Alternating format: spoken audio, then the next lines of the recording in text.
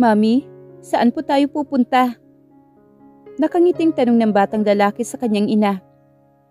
Tinapos muna ni Camila ang pagtatahi ng sintas ng sapatos ng anak bago niya ito hinarap. Pupunta tayo sa Manila, anak.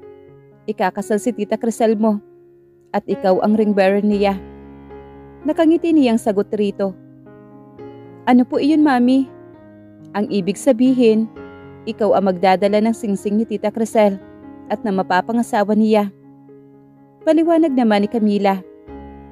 Hindi pa ba kayo aalis? Nilingon ni Camila ang pinanggalingan ng tinig.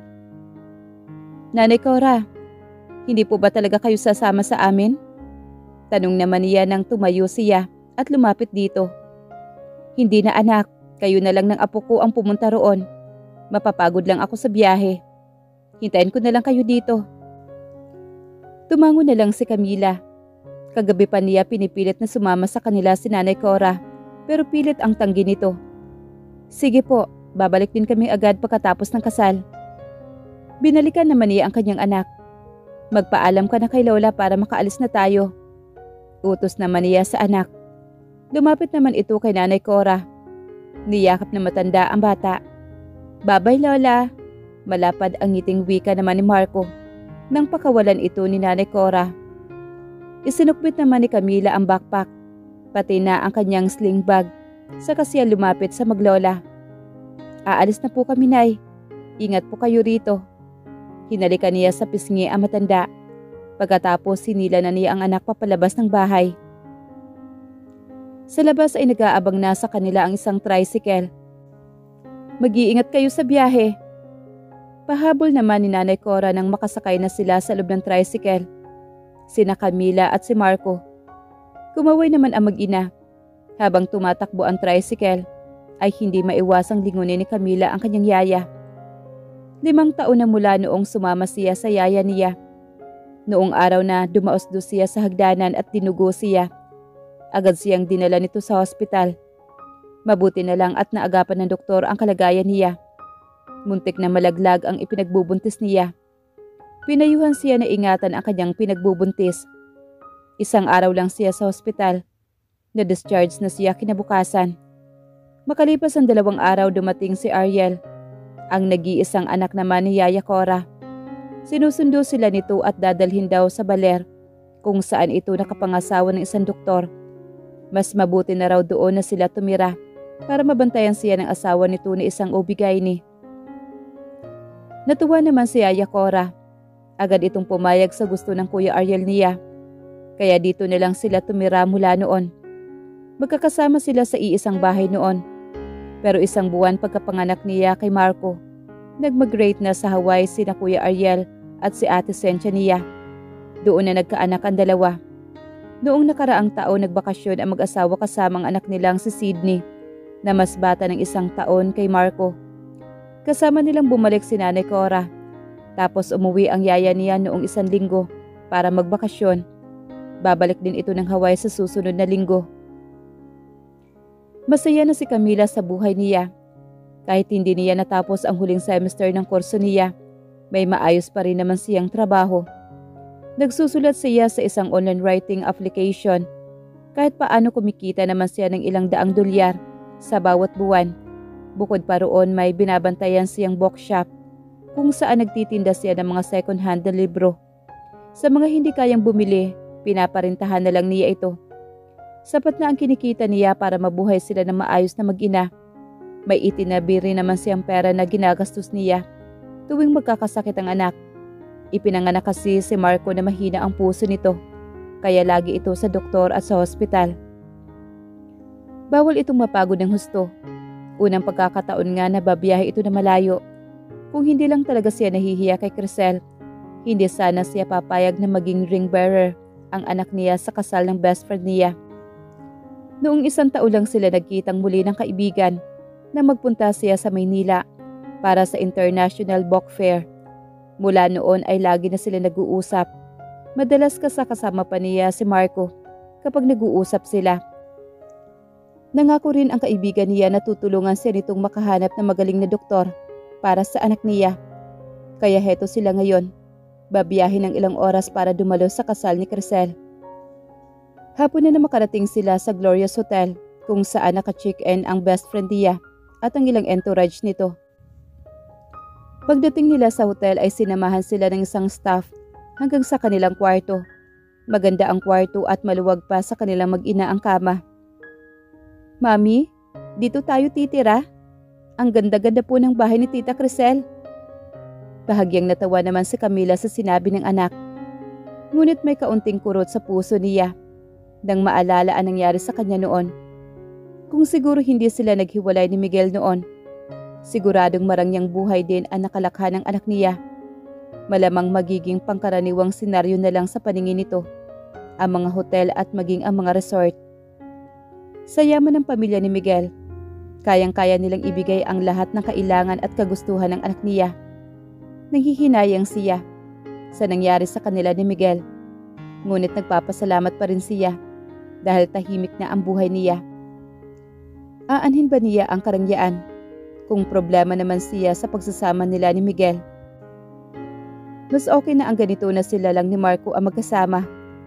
Hindi man niya mabigyan ng marangyang buhay ang anak, kaya naman niya itong mahalin at alagaan ng buong puso niya.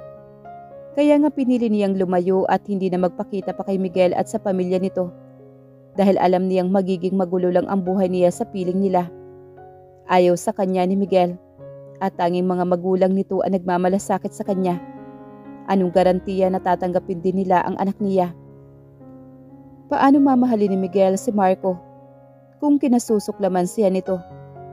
Kung matatanggap man ng mga magulang nito ang kanilang apo, hindi rin naman niya maaatim na tumira sa mansyon kung saan ginawang impyerno ni Miguel ang buhay niya. Kaya mas mabuti nang silang mag-ina na lang ang magkasama para wala ng komplikasyon pa. Hindi kailangan ng anak niya ang maraming pera para lang maging masaya ang buhay nito. Oo, dito tayo pansamantala titira anak. Pero hindi ito bahay ni Tita Crisel mo. Hindi ito bahay anak. Isa itong hotel. Malayo rito ang bahay ni Tita Crisel. Hotel? Nakakunot noong saad naman ni Marco. Napangiti naman na malapad si Camila. Hotel ang tawag sa gusali na may maraming kwarto. Pwedeng tumira dito ng ilang araw. Pero hindi ito bahay. Paliwanag naman niya rito. Umaasa siyang sapat na ang sinabi niya para hindi na mangulit pa ang anak. Madaldal kasi ito at maraming tanong. Nakakunot noo pa rin si Marco. Mukhang nag-iisip pa ito. Hindi yata ito kontento sa sagot niya. Baka may itatanong pa ito sa kanya. Magbihis muna tayo anak, tapos pupuntahan natin si Tita Crisel mo sa kanyang kwarto. Naglabas na siya ng bihisa ni Marco. Bako sakaling ma-divert ang atensyon nito. Hindi nga nagtanong ang anak niya pagkatapos nila magbihis na mag-ina. Lumabas sila at tinungo ang kwarto ni Crisel. At mangkakatok na siya sa pintuan nang bigla itong bumukas at lumabas mula roon ang isang waiter na may itinutulak na cart. Nang makita siya ni Crisel ay agad itong napatili. Hinila siya ng kaibigan at niyakap na mahigpit. Pagkatapos ay binalingan nito ang anak. "Hi baby, ako si Tita Crisel." Masayang sabi naman ni Crisel dito. "Hindi po baby ang pangalan ko. Marco po ang pangalan ko." Seryosong saad naman ang anak niya. Nagkatawanan naman sila ni Crisel. "Ay, sorry. Marco nga pala ang pangalan mo. Ang talino mo talaga. Kaya mahal na mahal kita eh." Niyakap naman ni Crisel si Marco. Gumanti rin naman ng yakap ang anak niya. Pagkatapos binuhat ng kaibigan niya ang kanyang anak. "Ibaba mo po ako tita. Naiipit po ako." Nagpupumiglas naman si Marco. Kaya agad itong ibinaba naman ni Crisel. "Oops, sorry talaga ha." Nilapitan naman ni Camila ang kaibigan at binulangan ito. "Pasensya ka na. Ayaw lang talaga ng anak ko na kinakarga ng ibang tao. Ako lang at ang lola niya ang gusto niyang kumarga sa kanya." "It's okay. Naiintindihan ko. Kumain na lang tayo bago pumunta sa rehearsal." "Anong rehearsal ang sinasabi mo?" Usisa naman ni Camila bago pinaupo ang anak sa harap ng dining table. "Rehearsal sa kasal ko. Hindi pa nakaka-attend ang anak mo kaya nag-request ako ng last rehearsal para hindi malito siya bukas." "Ah, okay." Nilagyan naman ni Camila ng kaunting pagkain ng plato ng anak. Saka ito pinahawak ng kutsara at tinidor. "Hindi mo ba siya susubuan? Baka mahirapan ang anak mo. Napangiti naman si Camila. Hindi kaya yan ni Marco. Kaya niyang kumain na mag-isa. Hindi yata naniniwala ang kaibigan niya, kaya pinanood nito ang anak niya na sumubo ng pagkain. Wow, ang galing naman. Ang bata pa niya pero para na si matanda kong kumilos. Paano ba magpalaki ng ganyang bata ha, best friend? Namilog naman ang mga matang usisa ni Crisel. Magbuntis ka muna saka kita tuturuan. Natatawang sagot naman ni Camila. Pumalakpak naman si Crisel. Sure, sabihin ko mamaya kay PJ na bukas na gabi gagawa kami ng baby namin. Muntik na masamid naman si Camila sa sinabi ng kaibigan niya. Mabuti na rin lang at wala pang muwang ang anak niya, kaya tahimik pa rin itong kumakain. Nang matapos silang kumain, isinama sila ni Crisel patungo sa elevator. Saan tayo pupunta? Tanong naman ni Camila nang nasa loob na sila ng elevator. Sa Grand Ballroom. Doon na kasi ang venue ng kasal namin ni PJ bukas. Kaya doon na rin ang rehearsal. Ibig sabihin, dito rin kayo sa hotel hikakasal? Paniniguro naman ni Camila. Yes. Akala ko naman sa simbahan kayo ikakasal. Hindi na, okay na rito. Saka ang sabi ni PJ, kahit nga daw iyong may-ari ng hotel ay dito ikinasal. Doon din sa Grand Ballroom ang venue ng kasal nilang mag-asawa. Napatango-tango naman si Camila. Halos malaglag ang mga mata ni Camila pagdating nila sa Grand Ballroom. Nagkalat ang iba't ibang kulay ng rosas sa buong venue. Bukod sa mesa, may dekorasyon din ng bulaklak ang bawat upuan. Nagmistulang hardin sa punong-puno ng bulaklak ang buong lugar. May inggit na namuo sa dibdib niya, pero pinilit niya itong baliwalain. Abs, nandito na kami. Matinis na sigaw naman ni Crisel nang pumasok sila sa ballroom. Napalingon naman sa kanila ang ilang kalalakihan. May isang gwapong lalaki na sumalubong kay Crisel. Nagyaka pa ang dalawa.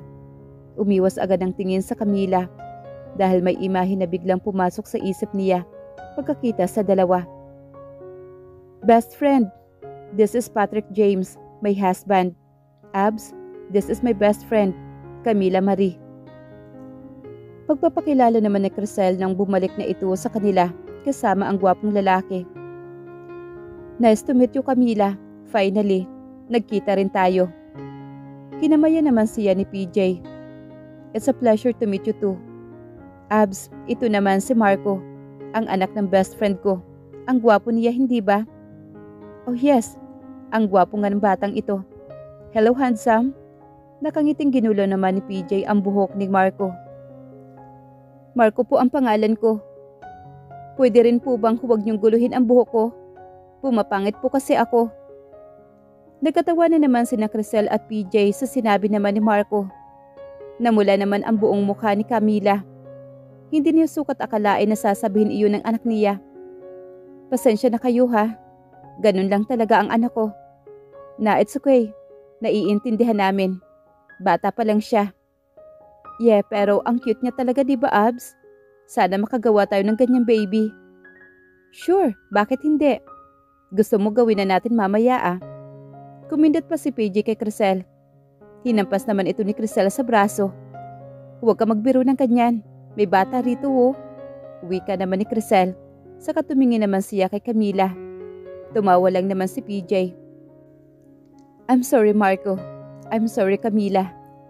Bahagyang ngumiti lang naman si Camila. Ilang sandali pa ay nagsimula na ang rehearsal. Kalahating oras lang ang ginugol nila. Pagkatapos umalis na sila at nagtuloy sa restaurant na nasa ibang floor ng hotel. Matapos sila maghapunan, inihatid sila ni PJ at ni Crisel sa kanilang kwarto. Pinaunang maligo naman ni Camila ang anak. Pagkatapos ay siya naman ang sumunod. Paglabas niya ay nanonood muna sila ng TV. Nang mapansin niyang naghihikab na ang anak, ay pinahiga na niya ito. Habang natutulog si Marco, ay pinagmamasdan ito na maigi ni Camila.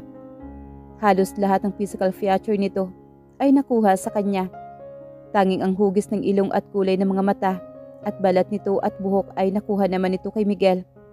Kaya hindi ito mapagkakamalang anak ng dati niyang asawa. Mabuti na rin iyon para hindi ito makilala ng ibang tao na may kaugnayan sa ama nito.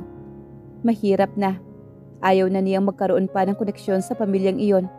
Matagal na niyang kinalimutan ang nakaraang buhay niya. Kapag nagkita silang muli ng kapatid niya, ibebenta niya rito ang shares niya sa Pacific Paper Corporation. Gusto niyang gamitin ang perang iyon para sa pagpapagamot ng anak niya. Ayaw niyang humingi ng tulong sa iba, lalo na kay Miguel at sa mga magulang nito, dahil natatakot siyang baka ilayo sa kanya ang anak niya kapag nalaman nila ang totoong pagkatao nito. Pipilitin na lang niyang buhayin ito na mag-isa, kaysa naman sa magkahiwalay sila kapag nagkataon. Akala ko ba may pupuntahan ka, iho? Bakit nandito ka pa? Ibinaba ni Miguel ang hinihigop niyang kape sa katiningnan ng ina. Meron nga po, kasal ni PG ngayon, pero mamayang 9:00 pa naman iyon. Bali walang sagot naman ni Miguel. 7:30 na, iho, baka malate ka pa. Marahas naman na umiling si Miguel. Hindi ma, maaga pa. Sa main branch lang naman iyon ng Glorious Hotel. Iyon gaganapin, mahaba pa ang oras. Tinasa naman siya ng kilay ng kanyang ina. Hindi naman malapit yun na. Kalahating oras din ang biyahe mula dito sa bahay hanggang sa hotel. Tapos matatraffic ka pa. Baka malate ka ng dating doon. Paalala naman ng kanyang ina.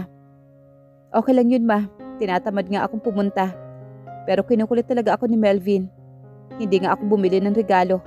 Pera na lang po ang ibibigay ko. Bahala ka na nga, pinapaalalahanan lang kita. Nagkibit balikat naman si Miguel. Mahigit kalahating oras pa ang lumipas bago nagpasya si Miguel na umalis. Tama nga ang kanyang ina na matraffic na sa daan.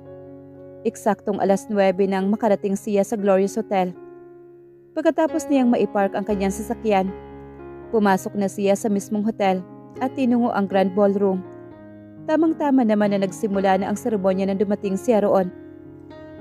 Isa-isa nang pumasok ang mga miyembro ng entourage. Naagaw ng kanyang pansin ang isang babaeng kinakausap ang isang batang lalaki na nasa pila. Nakatalikod ito kaya hindi niya nakikita ang mukha nito. Napansin ni Miguel na hinalikan pa ng babae ang pisngi ng bata bago ito umayo sa pagkakatayo sa kaumalis. Pakiwari niya ay huminto sa pagtibok ang kanyang puso nang masilayan ang babae. Camila? Usal niya habang nakatitig sa papalayong bulto ng babae. Naka-side view ito, kaya hindi niya makita ang kabuuan ng mukha nito. Pero nasisiguro niyang iyon ang asawa niya. Akmang susundan niya ito nang may humarang sa kanya. Excuse me sir, do you have an invitation?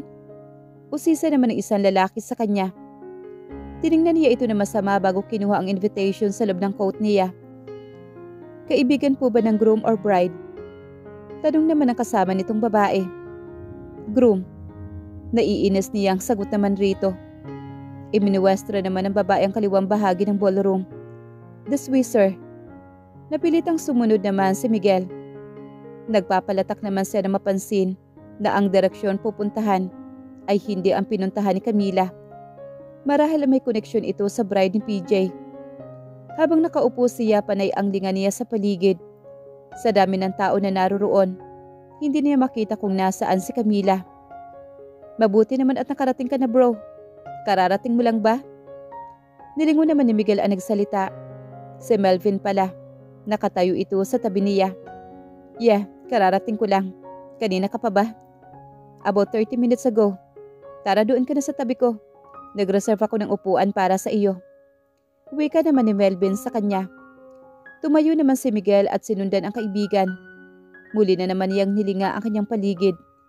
Nang hindi niya makita ang hinahanap, ibinaling na lang niya ang tingin sa unahan kung saan nakatayo si BJ. Katabi si Kent, ang asawa ng kapatid niyang si Rosaline. Napansin niya ang naglalakad sa aisles ay ang batang lalaki na may hawak sa Biblia. Medyo pamilyar ang mukha nito. Hindi lang niya maalala kung sino sa mga kaibigan niya ang ama nito.